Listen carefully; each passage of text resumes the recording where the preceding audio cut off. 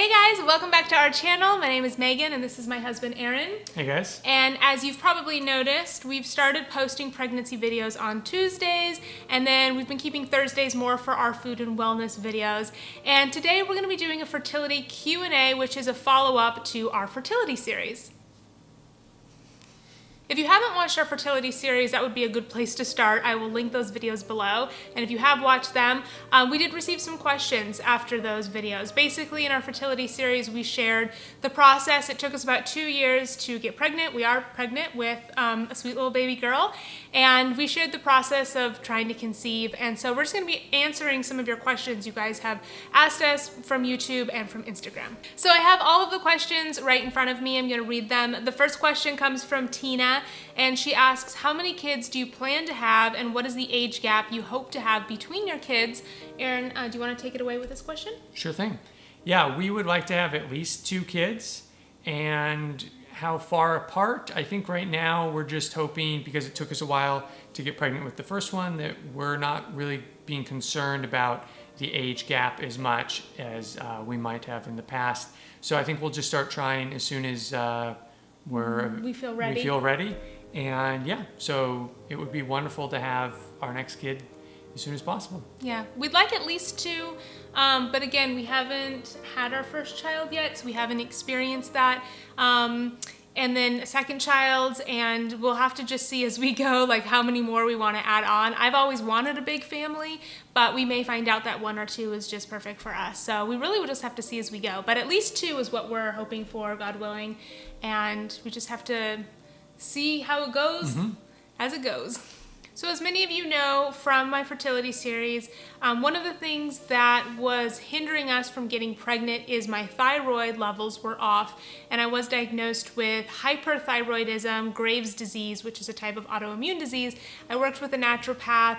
We did a bunch of different stuff. You can watch the videos to learn more about that. And we were able to put my hyperthyroidism into remission. So luckily my levels are all in a better place now. We are in such a better place. And so Parent Prattle asks, what did you change in your diet from the naturopath once you found out you were pregnant?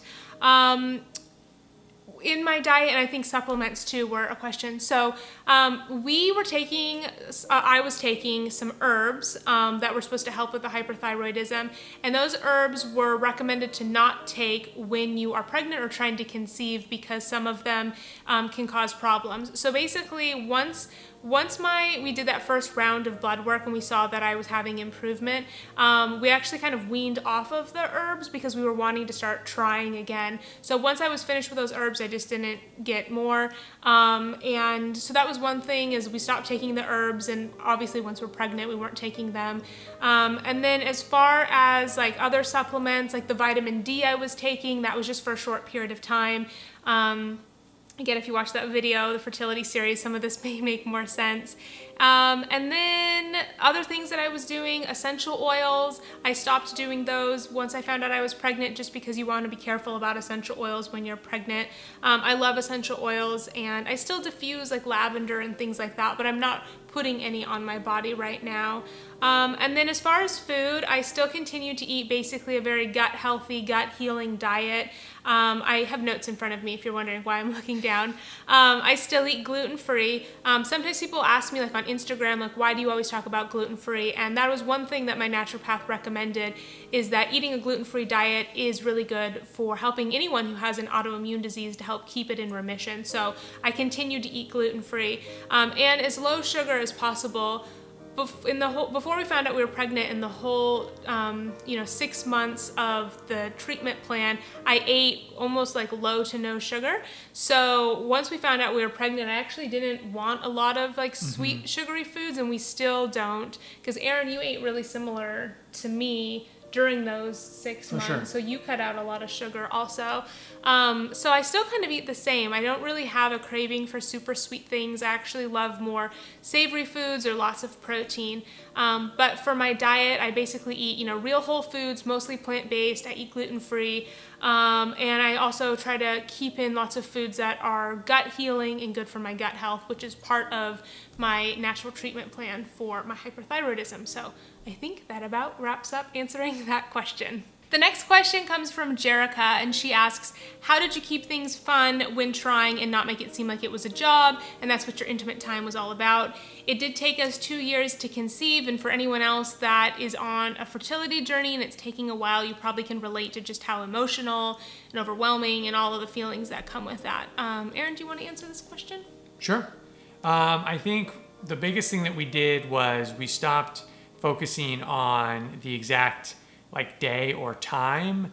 We used natural family planning, so we knew like the week that we should be trying, but For ovulation. yeah, but for ovulation, like in the beginning, she had a thermometer and she'd take her temperature every morning, or try to, and we did like an ovulation test once or twice, but those things made it way too specific, and I think that really hurt keeping it more spontaneous, and trying to keep it more spontaneous made it more fun, basically.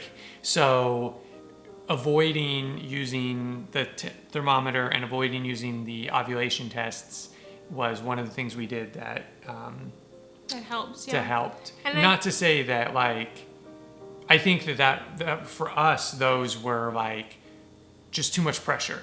And I think that if you're trying and those don't add pressure to you, then they're great indicators as to when to be doing And it. I think they're good to do. Like we did, a couple ovulation tests, like Aaron said. I was doing natural family planning.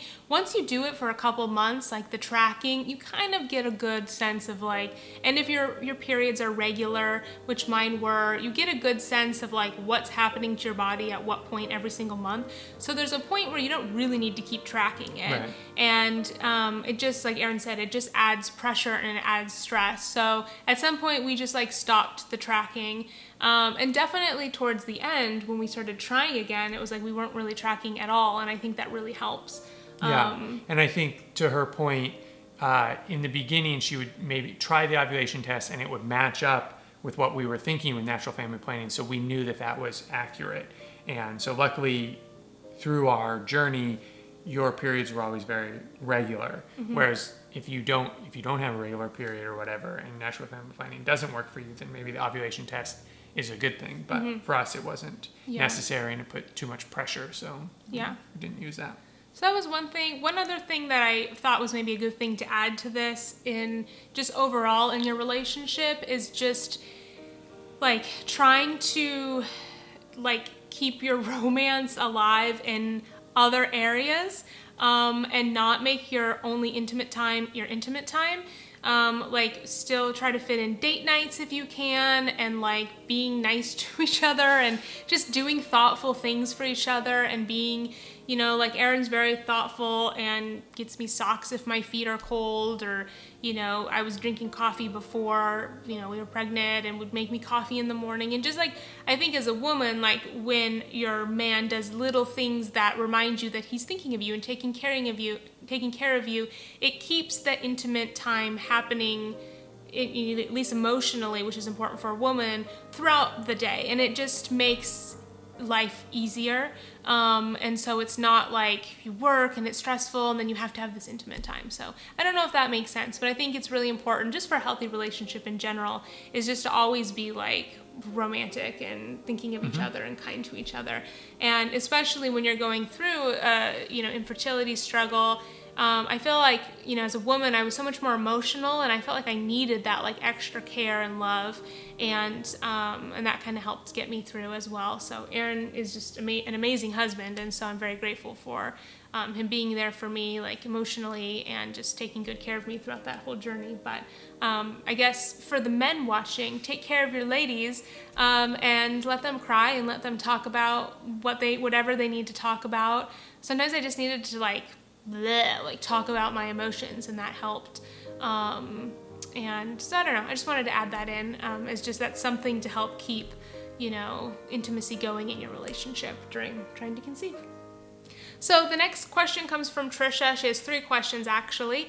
The first is, did you reintroduce your allergy foods after finishing your treatment? And if you remember from that video, my allergies were not necessarily even like true allergies. They were coming up because of supposedly I had leaky gut. And so once we healed the gut, we saw a lot of those allergies kind of go away or lessen. And so if they basically went away because we healed the leaky gut, I have introduced like some of the foods in smaller amounts. For example, I wasn't really eating corn at all before in that 6-month treatment plan, and I've like allowed myself to have a little corn here and there. But some of the major allergy foods that I had that when we retested, they were still showing a moderate amount, like garlic. Unfortunately, we just don't cook with garlic anymore. Mm-hmm. Yeah, I mean, if it's like, if we're at a restaurant or something, we get a soup, it's very likely that there's garlic in that soup, and that we don't worry about too much. But just cutting it out of our cooking at home has removed a lot of garlic consumption. Yeah. But I still eat pretty similar to how I ate during my treatment plan. I just allow myself a little more wiggle room. Trisha's next question is, were you trying to conceive during treatment, or did you/your doctor say to take a break to let your body regulate? And we were told from my naturopath to stop trying to conceive, particularly in the first 3 months out of that 6-month treatment plan, because of it was the chelation pills, right? Yeah, we did some heavy metal testing. I did have some heavy metals, and the chelation pills that I was consuming to help remove those heavy metals, it was just best not to be trying to conceive. And the herbs I was taking, it's best not to take those if you're trying to conceive. So we did take about a 3-month break, which was kind of nice, I feel like, because up until that point, it was just so much like emotion, and I felt like it just was like a nice break where we could just focus on my health for a little bit and get that back on track. But we did start trying to conceive again after those 3 months, once we retested and saw my levels start improving. So the last question Trisha has is, when you took your pregnancy test, was it only because you were late, or did you feel totally normal otherwise? It was mostly because I was late. We were on a little like vacation to visit family right before we took the test, and I was really tired on that trip. Like, I remember taking a nap at my grandma's house, but I felt like I am tired because I'm on vacation and we work really hard, and now my body was taking a break, so it was allowing me to rest. I really didn't think much of it, but I think the only symptom I had at that point was being tired. And then we took the test, and I didn't really start feeling morning sickness until about 6 weeks. But other than that, yeah, I felt pretty normal at that point. Yeah. So the next question comes from Stacy, and she wants to know, are you still treating your hyperthyroidism, and what are you doing for that? Also, what is your diet currently like? My thyroid levels are back in a normal range, which we are very grateful for, and to help keep them in a normal range, basically diet and reducing my stress levels are the main things I do to keep my levels in a normal range. I continue to eat gluten-free, low sugar diet, and a gut healthy diet, and that's about it at this point. Because we are pregnant, the herbs that I was taking, I can't take them during pregnancy. So basically my diet is the main thing. I also still take a way lower dose of vitamin D and a probiotic every day, which is good for gut health as well. And also, what is your diet currently like? I think I kind of just answered that, but just in case you missed it, mostly plant-based is how we eat, gluten-free, and pretty low sugar. So the last question that we'll answer is, what do I eat in a day? I basically eat the same now that I'm pregnant as before I got pregnant. Obviously, there's things in foods you need to avoid once you get pregnant, and I wasn't really eating any of those anyways. I don't drink alcohol, I wasn't eating cheeses, deli meats. There's a lot of things that you should, those kind of things you should avoid when you're pregnant, and I wasn't eating them, so it made it easy just to continue doing the same thing. I do eat mostly plant-based. I always say I'm not vegan. We do sometimes eat salmon, eggs, chicken, always like organic, and honey. I do bone broth, which is good for gut health, and we'll have those things. I do bone broth pretty consistently, and then some of the other animal proteins kind of more on occasion, but I have been craving a lot of protein during my pregnancy, so I just kind of listen to my body. And honestly, like, you can watch a lot of our What I Eat in a Day videos that I had in the past, or any of our recipe videos, because all the recipe videos we make are foods that we actually eat and then share with you. But I wrote down basically like a quick overview. I'm just gonna read it to give you an idea. So for breakfast, I usually have like these gluten-free English muffins in the morning. They kind of help me not feel so nauseous. Or I'll have oatmeal with cashew butter, blueberries, pumpkin seeds, and cinnamon and coconut milk. We'll usually try to exercise in the morning, so go to the gym or go on a walk. After a walk, we'll make a smoothie, or Erin usually makes me a protein smoothie, with fruits and veggies and flax seeds and protein powder. Did you put anything else in there? Ice. Ice. A little bit of banana. And did you say veggies? Yeah, greens. Yeah, like greens, like Yeah. kale. And then lunch is usually like super random. It can be snacky stuff. It can be leftovers from dinner. A lot of times I'll do like a gluten-free brown rice tortilla with some avocado and some veggies all rolled up. Sometimes like an organic hard-boiled egg as well. Snack, maybe some trail mix, some nuts, some walnuts, carrots and hummus, maybe some gluten-free crackers. Dinner is usually like soup or chili, which I love because they're super filling and you can get a lot of veggies and protein in there.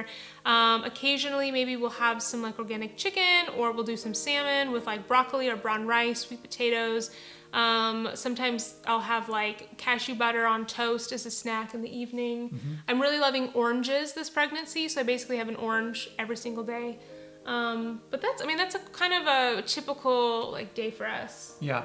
We've been focusing on making sure we get protein for her. I mean, protein's always important, but Yeah. I would say that that's been like, a focus of, Yeah. like when she'd have a snack, try and make sure it definitely has enough protein in the Yeah, snack. it's good because it keeps me feeling full longer. We need protein to build muscles and regenerate healthy cells. And we learned in our pregnancy nutrition class that women need about 75 to 100 grams of protein a day, depending on your height and weight, to help prevent preeclampsia. And so trying to get, at least for me, I probably need more on the lower end because I'm short, but like about 75 grams of protein a day. So we try to be mindful to have protein at each kind of meal or snack. You do not want preeclampsia. No. So that is basically what I eat in a day. But like I said, honestly, follow me on Instagram, watch our videos. What we post is what we eat. And that's a good way if you're looking for some inspiration for yourself. And I will say that if you eat healthy before you're pregnant, it makes it easier to eat healthy and continue that when you're pregnant. So I know there's some people watching these videos who are thinking about getting pregnant maybe in the next year or two. It's great to start now. Like start with your things that you can do to help support your fertility. Even if you don't want to, have a baby for another couple years, start making changes in your diet and your lifestyle, and it'll just help prepare your body to be more fertile and just make an easier transition into your pregnancy. But I think that's the last question. I could have missed some, but it's super casual. You guys can ask me more questions in the comments below if you have them. I always read your comments and I'm happy to answer them. And but just a quick little like Q&A recap from our fertility series. I will say that you guys were so amazing and kind and supportive of that entire series, and I just loved hearing your stories that you left in the comments of what you guys have gone through. And I really love YouTube and the internet for allowing us to be able to connect with each other from all over the world and be able to share our stories and support each other. So I just want to say thank you so much for your kindness to us and our journey, and just watching our videos and subscribing to our channel. So anything else you want to add, my love? I don't think so. Nope. Okay, we're good. We're good. That's it for today's video. Thanks so much for watching. Thank you for subscribing. We love you guys, and we'll see you in the next video. Bye. Bye.